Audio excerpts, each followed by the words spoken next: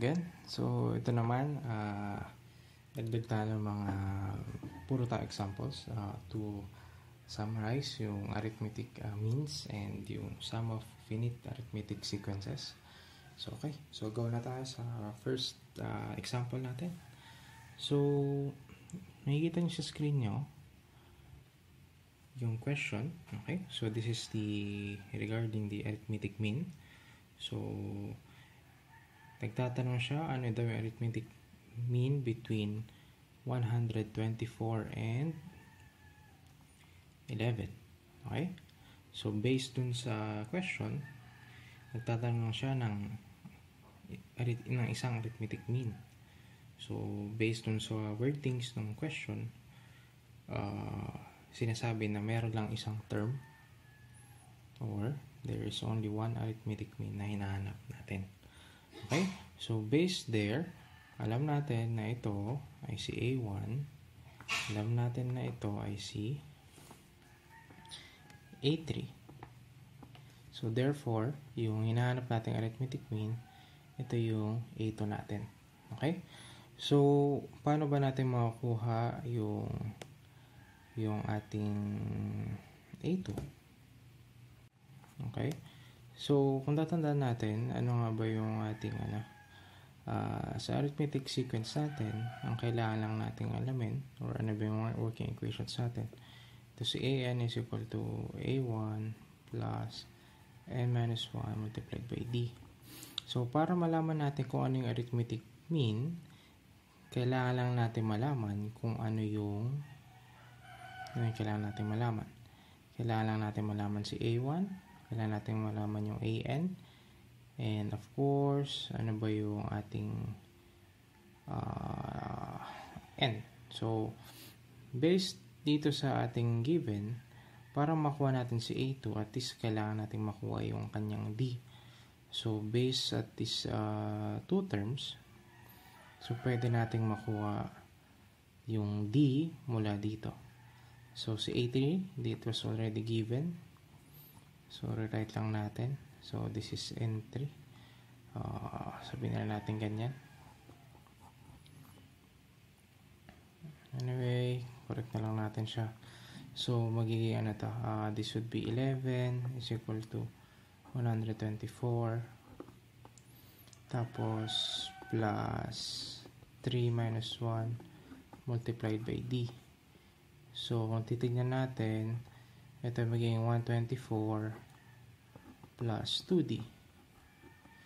So, by transposition, ito yung magiging 11 minus 124 is equal to 2d. Then, pwede na rin natin siya divide both sides by 2. Pwede both sides by 2. So, ano mangyari dyan? So, ito yung magiging negative 113 divided by 2 is equal to your d. Okay? So, pag tinivide nyo to, ang d natin is equal to ganyan. That would be okay. So, pwede rin naman natin itong gawin.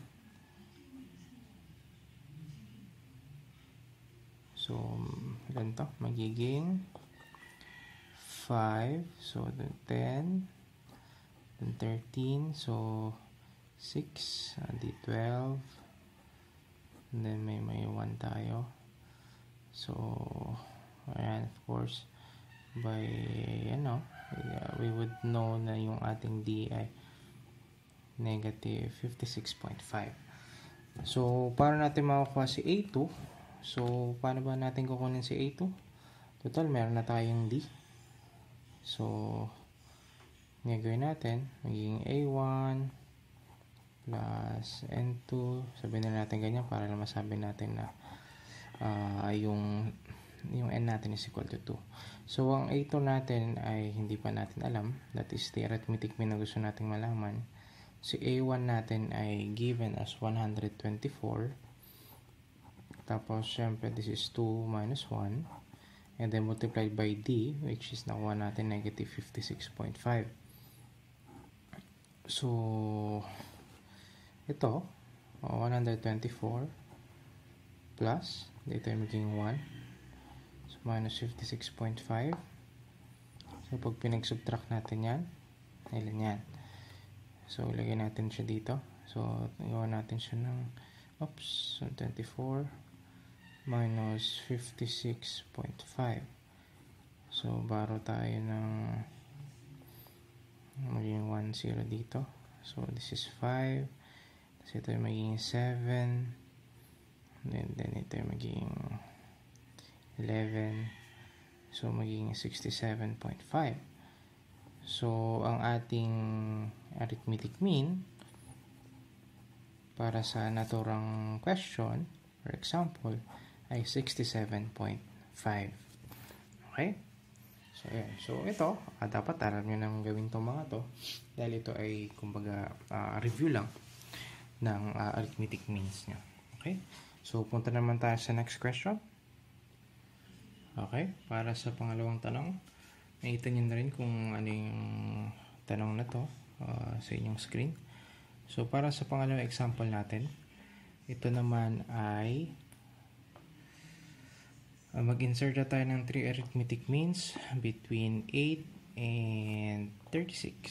So, based dun sa mga wordings sa mga ganitong tanong, mabibigyan na kayo ng clue kung ilan yung total terms yung nasa ating sequence. So, based on that, syempre, alam nyo na kung ano paano nyo siya i-approach or paano nyo siya i-solve. So, based on the question, alam nyo na may 3 terms in between, and then ito na si A1 nyo. And then, of course, dahil ito yung end term nyo or siya si A5 nyo. Okay? So, ang pinakauna, para makuha yung mga arithmetic means na yan, ang lagi nyo tatandaan, you always need to get yung D first. So, para matulungan kayo, always write the working equations na inyong ginagamit para lagi nyo nakikita kung ano ba yung hinahanap nyo or ano na lang ba yung kulang. Okay? So, based on this one, dahil meron naman tayong A1 and yung AN o yung fifth term, pwede nating ma-solve yung D, wherein yung D na yun gagamitin natin for these 3 terms. Okay? So, mukhang kayang-kaya na to. Mukhang kayang-kaya nyo na itong gawin. Pero, pakita pa rin natin just in case hindi nyo pa rin masundan. So, ang n natin dito ay 5 minus 1 and then multiplied by D. So, 36 is equal to 8. Tapos ito, magiging 4 na lang to. So, simplify na lang natin ng diretso. So, this is 40. So, syempre, kailangan natin mag-transpose. So, 36 minus 8 na sa kabila. Tapos ito ay 4D pa din. So, subtract natin. Ito ay magiging 28. And then, this is equal to 4D. Then, divide both sides by 4. Ang kalalabasan ni D, this would be equal to 7. Okay? So, dahil meron ka ng 7, based on that one, pwede nyo na makuha yung mga different values ni A2, ni A3, saka ni A4. Okay? So, merong 2 ways in getting yung values ng A2, A3, and A4. It's either you just add yung D for each term or pwede nyo gamitin yung equation. Okay? So, kung tutusin, mas madali yung sinabi kong nauna, yung mag-add ka na rin ng multiples of 7 for each term. Then, pareho lang siya dun sa makukuha mo pag ginamitan mo siya ng equation. Okay? Pero dahil ito ay alam nyo na kung paano gawin, try lang natin pakita kung paano kunin yung A2 gamit yung equation and how would you get A2 kapag nag-add lang tayo ng 7. Lagi nyo tatandaan, ang arithmetic sequence naman may common difference lang. So, common sense na mag-add na lang kayo ng D para makuha nyo each term. So, para kay A2, so for A2, paano ba to? So you need N2, diba? So, ito magiging A2 is equal to A1. Ang A1 natin ay 8 plus n minus 1. Ang n natin ay 2 minus 1 multiplied by 7. So, lalabas ito ay 8 plus 1 times 7. So, ito na siya. So, that is 15. Okay? So, ang A2 daw natin ay 15. So, sulat natin para makita natin. So, this is 15 daw. Okay? So, kung titignan natin, pareho nga lang din naman kung nag-add na lang tayo ng 7 dito. Okay? So, ganun din ang mangyari kapag nag-add tayo ng 7 dito. Ganun din siya. So, magiging 22. Mag-add tayo ng 7. It's 29. Mag-add tayo ng 7. 36. Okay? But if you'd want to use yung equation para na ito to get A3 and A4, walang problema doon. Pareho lang ng kalalabasan. Okay? So, it's up to you para i-discover nyo na yan. Ayan. So, mas maganda. Let's go to the next question. Okay? Para dito. Okay? Punta naman tayo sa next example. So, mabilis na lang to dahil ito ay kumbaga summary na lang ng mga inaral nyo. Okay? So, for number 3, based on sa naka-flash sa screen, ang hinahanap natin ay okay, so lista muna natin. So there are 4 arithmetic means between 26 and 8. 26 and 6. Okay? 26 and 6. So that should be 6.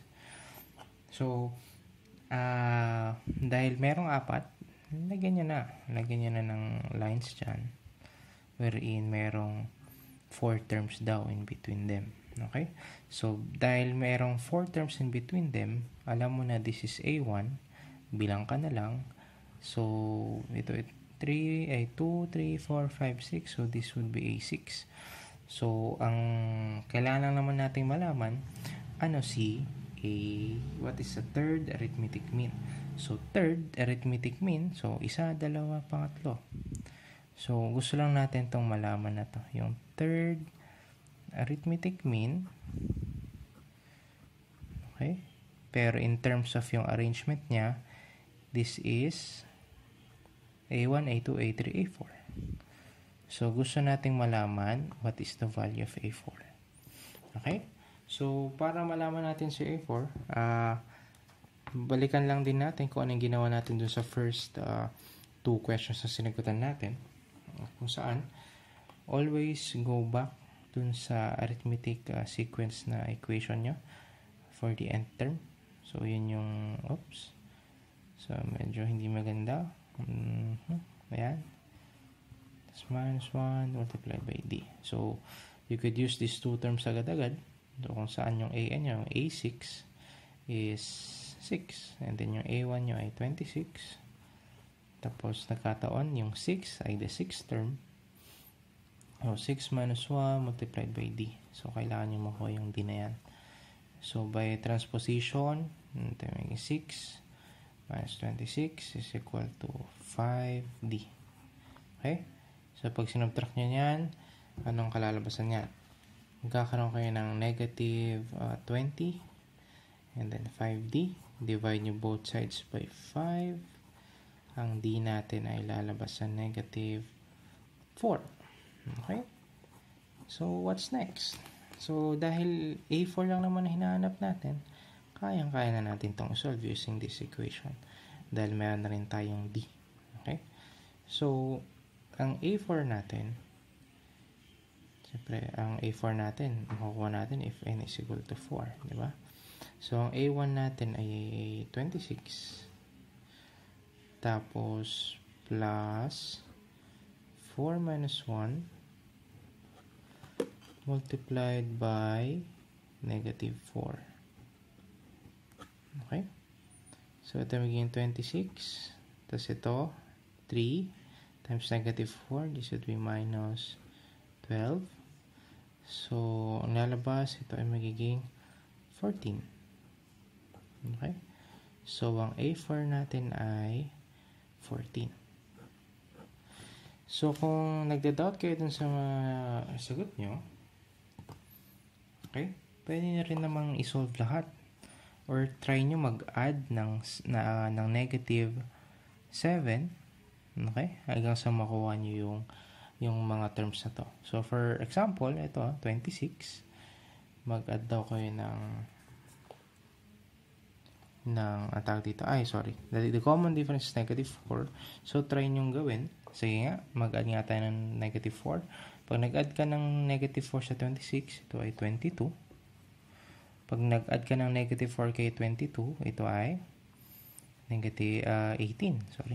Tapos, pag nag-add ka ng negative 4 kay 18, 14. And, add ka ulit, 10. Add ka ulit ng negative 4, lalabas 6. So, nagmamatch yung answers natin even if we do a different approach. Okay? So, si third arithmetic mean natin ay 14. So, tama naman. Either approach, it will work. Okay? So, nasa sa inyo if how you would approach these types of problem. Okay? So, yan, no? Mabilisan lang. So, okay. Next question na tayo. So, yun. Okay. Ito naman, almost the same with the first 3 questions that we were solving. So, ito naman, ganoon din.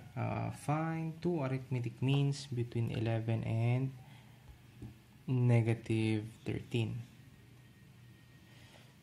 So, ganoon pa rin ang way. It should be positive 11.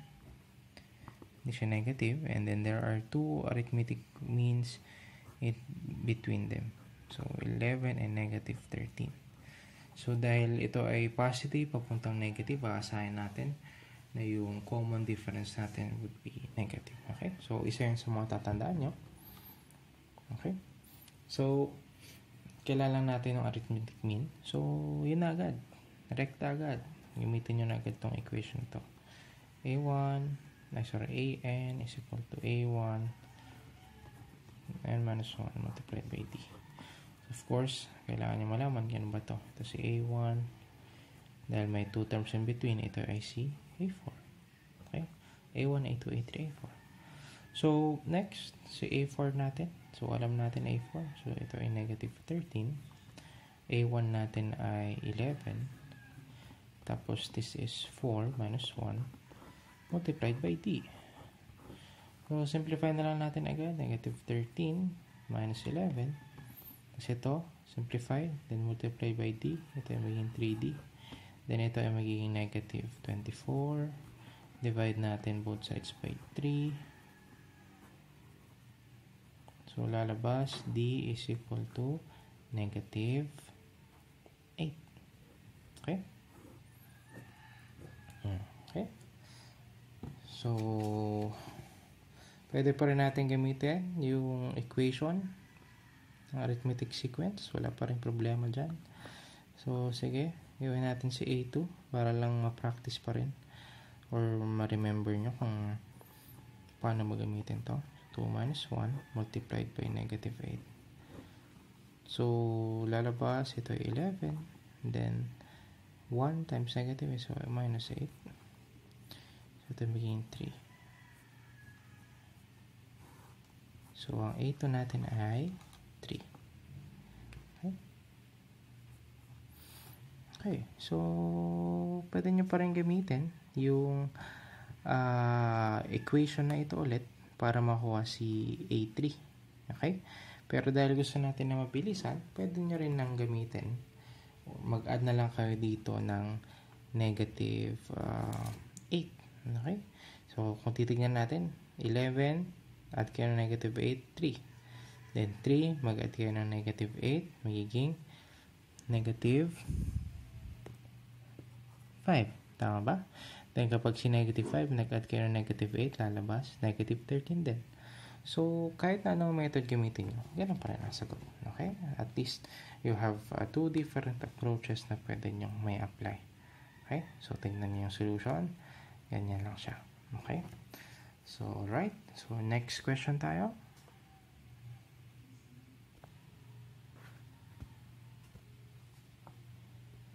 Okay, so dito na tayo sa panglimang question na meron tayo. So, kung babasahin niyo yung question na nasa screen nyo ngayon, medyo same din siya with dun sa first four questions na sinagutan natin. Yun nga lang, iniba naman kung ano yung given. Okay? So, instead of giving the first and last term, binigay naman kung ano yung arithmetic mean. So, dun pa lang, what are the first and last term of the arithmetic sequence kung saan daw yung arithmetic mean niya, okay? Yun yung minention, which is 28.3 at saka 31 lang. Okay? So, alam mo na itong dalawa, ito yung arithmetic means. Therefore, itong magkabilang dalawa na yan, yan naman yung magiging A1 and then yung AN nyo. So, identify nyo na lamang A1 na yan. A2, this is A3. Dahil ito yung pang last, alam nyo na this is A4. Okay? So, ang tanong, how would you get A1 and how would you get A4? So, lagi nyo lang tatandaan ano ba yung working equation nyo. Yun at yun lang. Wala nang iba. Yan. Okay? So, titignan natin. Para dito, wala tayong AN, wala tayong A1. Okay? Wala rin tayong D. Okay? So, ang pwede nyo gawin, pinakamadali, is to first get yung D. Okay? Doon tayo mag-umpisa. Paano nyo makuha yung D nyo? So, dahil meron naman tayong magkasunod na term, pwede natin gamitin yon. So, pag kinuha natin si D, magiging A3 minus A2. So, therefore, ito ay 31 minus 28.3. So, lumalabas kung gagamitin nyo ng calculator or kung ano man, i-mental math nyo, wala din ang problema. Basta, ang kalalabasan nito ay 2.7. So, ayan yung kanyang D. Okay? So, ano naman kung meron ka ng D? Pwede mong i-relate ng isa-isa. Okay? Pwede mong kuhanin muna si A1 or pwede mong kuhanin si A3 ay si A4 based on A3. Pero ang isang pinakamadaling paraan dyan, dahil common sense naman na, di ba, may common difference yung A1, A2, A2, A3, A3, and A4, ang pinakamadaling gawin na lang dyan ay kung ano si A2, isubtract nyo na lang yung D. Isang pwedeng approach yun. Okay? Pwede pa nyo pa rin naman gamitin itong equation na to, pero kung nagmamadali kayo or gusto nyo mas madaling paraan, yun yung pinakamadaling paraan. Okay? So, testing natin. Ano ba yung pinakamadaling paraan? So, si A2, total, babalik din naman tayo dito. So, saan ba nagmula yun? So, di ba? Ang difference kasi ay A2 minus A1. Pero dahil meron na tayong difference, meron na rin tayong A2, pwede na natin ma-derive si A1. Okay? So, itong equation na to, kung tutusin, common sense lang to. Yan. So, i-transpose natin si A1, tapos transpose natin si D. So, magiging A2 minus D. So, ang A1 natin, magiging 28.3 minus 2.7. Okay? So, kung nahirapan kayo mag-subtract ng decimal values, pwede naman itong gamitin. Pwede nyo pa rin gawin yung traditional way kung wala kayong calculator. So, ganyan. Ito ay magiging 6. Tapos, ito ay magiging 5. So, 25.6. So, si A1 natin ay equal kay 25.6. Alam ko merong example tayong ginawa dun sa isang naunang video kung saan ibang approach naman yung ginawa natin para makuha natin si A1 at saka yung last term. So, ito naman ngayon naman, binibigyan naman natin ngayon ng panibagong approach kung paano nyo siya kukunin. So, yun, mas madali ito kaysa dun sa naunang ginawa nating solution dun sa video na arithmetic means. Okay? So, kung gusto nyo balikan yan, pwede nyo balikan. Pero ito na rin mismo yun. Isang way na to para ma-solve siya. So, ang tanong naman, paano naman si A4? So, ganun pa rin. Lagi nyo tatandaan na yung D natin, dahil arithmetic sequence, pare-pareho yan. So, yung D, ang relationship naman ni A4 sa ni A3. So, alam natin na yung dito, yung difference ni A4 at saka ni A3 ay yung D, which is this one, yung common, diba? So, ito ay magiging 2.7. Sige, substitute na natin agad. Ang A4 natin ay hindi natin alam, pero alam natin si A3, which is 31. Okay? So, A1 natin ay 31. So, by transposition, ito ay magiging 2.7 plus 31. Ang A4 natin ay ilan to? So, magiging 33.7. Or A4 is equal to 33.7. Okay? So, yan. So, ang A1 natin, kung isa-summarize natin, ang A1 natin ay 25.6. Oops. Alam ko ang ating camera. Ang A natin ay 25.6. And at the same time, yung AN niya ay 33.7. Okay? Ayan. So, ayan na yun. So, that is question number 5. And kung meron kayong hindi naintindihan dyan, pwede nyo pa rin akong balikan ng video na to. Okay? And pwede nyo balikan yung first video natin with regards to arithmetic means. Okay? So, ikakat ko muna dito para hindi masyadong mahaba yung video. So, at least we had 5 examples. For the next video, we'll do another 5. Okay? So, please, gano'n pa rin, like and subscribe and wait for the next video. Thank you.